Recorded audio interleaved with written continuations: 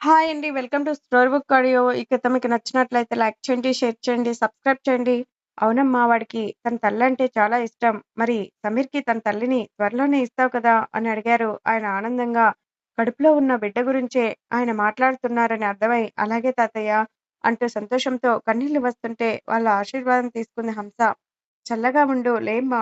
అని తనని లేపి చైర్‌లో కూర్చోబెట్టి పక్కన కూర్చున్నారు దంపతులిద్దరూ.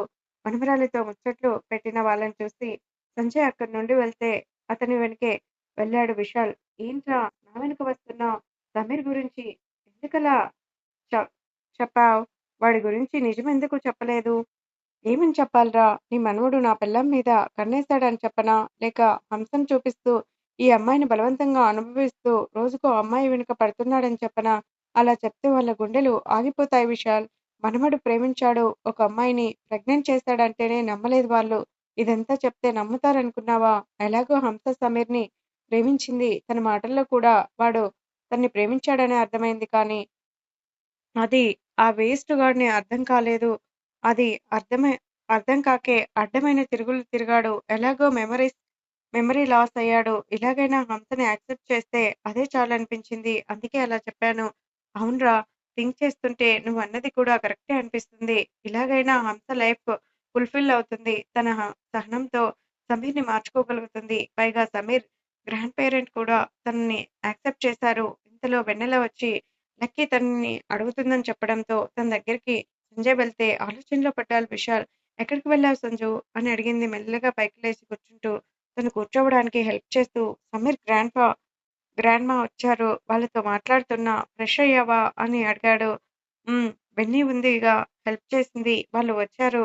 సరే మరి అతని తల్లిదండ్రులు రాలేదా? అని అడిగింది ఆశ్చర్యంగా. సమీర్‌కి తల్లిదండ్రులు లేరన్న విషయం లక్కీకి తెలీదు. హంస అతను జస్ట్ తనతో ఎలా బిహేవ్ చేస్తాడో మాత్రమే చెప్పింది. సమీర్ మదర్ తను చిన్నప్పుడే చనిపోయారంట. ఫాదర్ ఇంకో మ్యారేజ్ చేసుకొని వీడిని వదిలేసాడంట. చిన్నప్పటి నుండి గ్రాండ్ పేరెంట్స్ దగ్గరే పెరిగాడు. ఇప్పుడు వీడు ఎంత వెధవో వాళ్ళకి తెలియదు. నువ్వు చెప్పలేదు కదా సమీర్ గురించి. చెప్పలేదు. అయినా ఎలా చెప్పగలను చెప్పు? వీడు చేసిన పాపాలకి వాళ్ళని పనిష్ చేయాలా? అందుకే చెప్పలేదు. అదంతా తర్వాత. ముందు ఈ మిల్క్ తాగు అని చెప్పి స్పూన్‌తో మెల్లగా తాగించాడు. సమీర్ కళ్ళు తెరిచాడా? హ్మ్. కానీ మళ్ళీ అంతలోనే తలనొప్పి ఉందని అన్‌కాన్షియస్ అయ్యాడు అని చెప్పాడు. ఎక్కడ హంస విషయంలో స్ట్రెస్ తీసుకుంటుందో అని నిజం చెప్పలేక హంసని సమీర్ గ్రాండ్ పేరెంట్స్‌కి పరిచయం చేయాలి సంజు. అదంతా నీకెందుకే? ముందు రెస్ట్ తీసుకో. నేను మాటిచ్చాను సంజు హంసకి. సమీర్‌ని మార్చి తనతో కలుపుతానని. అలా ఎలా ఆలోచించకుండా ఉంటాను? ఆ భయం అక్కర్లేదు. ఆల్రెడీ వాళ్ళకి హంస గురించి చెప్పాను. వాళ్ళు తనని యాక్సెప్ట్ చేశారు కూడా. అవునా! వావ్! నా మొగుడు బంగారం అని అతని బుగ్గపై ముద్దు పెట్టింది లక్కీ. సంజయ్ సూటిగా చూసేసరికి నువ్వు ముద్దొస్తేనే ము ముద్దు పెట్టుకుంటావా? నేను కూడా ముద్దొస్తే ముద్దు పెడతాను అంది తన తడబాటుని దాస్తూ. ఇప్పుడు నేనేమన్ ఇప్పుడు నేనేమనలేదు కదా! అయినా మంచిగా ఉన్నప్పుడు ఒక్క కిస్ ఇవ్వవే అంటే ఎంత డ్రామా చేసేదానివి. ఇప్పుడేమో బెడ్ మీద ఉండి కిసెస్ ఇస్తూ నన్ను ఉరికిస్తున్నావా? అన్నాడు వెటకారంగా. చాల్లే ఆపు. నేను చనువిస్తే ఆషాఢమని కూడా చూడకుండా అడ్వాన్స్ అయ్యేవాడివి. అందుకే నిన్ను కంట్రోల్ చేద్దామని కోపం చూపించాను. అయినా ఇప్పుడేమైంది? నా హెల్త్ సెట్ అవ్వకుండా పోతుందా ఏంటి? నీ హెల్ప్ నీ హెల్త్ ఎప్పుడు సెట్ అవుతుందో, నాకు ఫుల్ మీల్స్ ఎప్పుడు దొరుకుతుందో అన్నాడు వాపోతూ. డాక్టర్‌ని అడుగు చెప్తారు. ఎలాగైనా అడుగుతాలే. ముందు ఈ టాబ్లెట్స్ వేసుకో. త్వరగా రెస్ట్ తీసుకో అని ఒక టాబ్లెట్ ఇచ్చాడు సంజయ్. తను టాబ్లెట్ వేసుకున్నాక ఎంత రెస్ట్ తీసుకోవాలి? సంజు బోర్ కొడుతుంది. ఇంటికి వెళ్దాం అంది నీరసంగా. బోర్ కొడుతుందంటే ఎలా? నువ్వు సరిగ్గా రెస్ట్ తీసుకుంటే ఫాస్ట్‌గా కోలుకుంటావు. అప్పుడు త్వరగా ఇంటికి వెళ్ళొచ్చు. సరేలే కొద్దిసేపు ఏదైనా మాట్లాడు. తర్వాత పడుకుంటాను. ఓకే. అని మాటలు మొదలుపెట్టిన సంజయ్‌తో తను కూడా మాటలు కలిపింది. భుజంపై మెల్లగా వాలిన లక్కీ మాట్లాడుతూనే నిద్రలోకి జారుకుంటే సంజయ్ తన్ని బెడ్‌పై పడుకోబెట్టి బయటికి వెళ్ళేసరికి వెన్నెల, హంస వాళ్ళతో కనిపించింది. వెన్నెల లక్కీ రూమ్‌లో పడుకుంది. "వెళ్లి కొంచెం చూసుకో." "అలాగే సంజయ్ గారు" అని చెప్పి రూమ్‌లోకి వెళ్ళింది తను.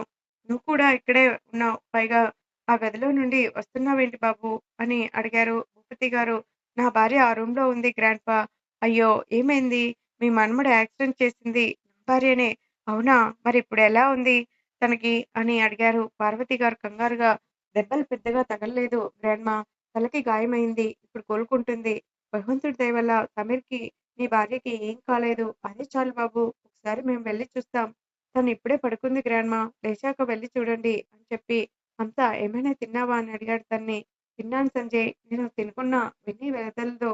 నేనొకసారి డాక్టర్ దగ్గరికి వెళ్లి మాట్లాడతాను" అని చెప్పి అక్కడి నుండి ముందుగా లక్కీని ట్రీట్ చేసిన డాక్టర్ దగ్గరికి వెళ్ళాడు Sanjay. "Excuse me doctor. Please come mister Sanjay." లోపలికి వచ్చిన సంజయ్ ఆమె ఎదురుగా కూర్చొని, "డాక్టర్ సంజనకి ఇప్పుడు హెల్త్ ఓకేనా? ఎప్పుడు డిశ్చార్జ్ చేస్తారు?" అని అడిగాడు. "ఒకసారి మళ్ళీ తనకి స్కానింగ్ చేయాలి. రిపోర్ట్స్ వచ్చాక అంతా నార్మల్‌గా ఉంటే డిశ్చార్జ్ చేస్తాను. ఇంకా లక్కీ హెల్త్ గురించి, ఫుడ్ విషయం అన్నీ ఒకటికి 2 సార్లు అడిగి మరీ తెలుసుకొని, థాంక్ యూ డాక్టర్" అని చెప్పి బయటకు వచ్చి సమీర్‌ని ట్రీట్ చేస్తున్న డాక్టర్ దగ్గరికి కూడా వెళ్లి మాట్లాడాడు అతను.